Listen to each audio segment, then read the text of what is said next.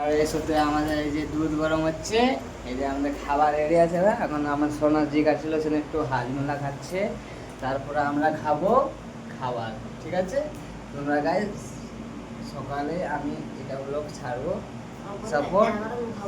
আর এখন বাজছে রাত 11টা, 11:30। এখন আমরা বর্তন টর্তন ধুয়ে আসলাম, এখন আমরা খাবার খাবো গাইস।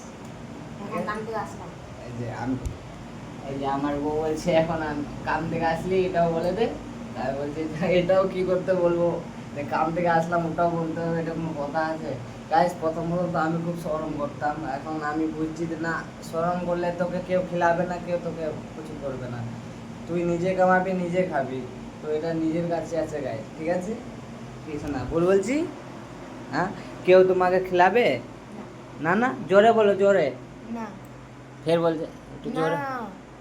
দম নাই? নাই দম। কি হয়েছে? জি ঘাটছে। ই কাটছে?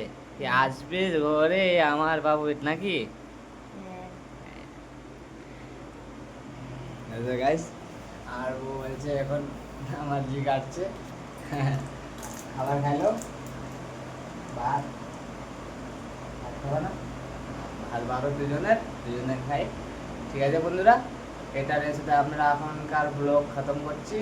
কালকে সকালবেলা দেখাবো কি করছি না করছি, কেন এখন খাবার খাবো গাইস। খাবার খাওয়ার সময় ভিডিও বানা হবে না, অনেকজন ভিডিও বানায় কিন্তু আমরা বানাবো না, খাওয়ার সময় মোবাইল হাতে লেতে হয় না।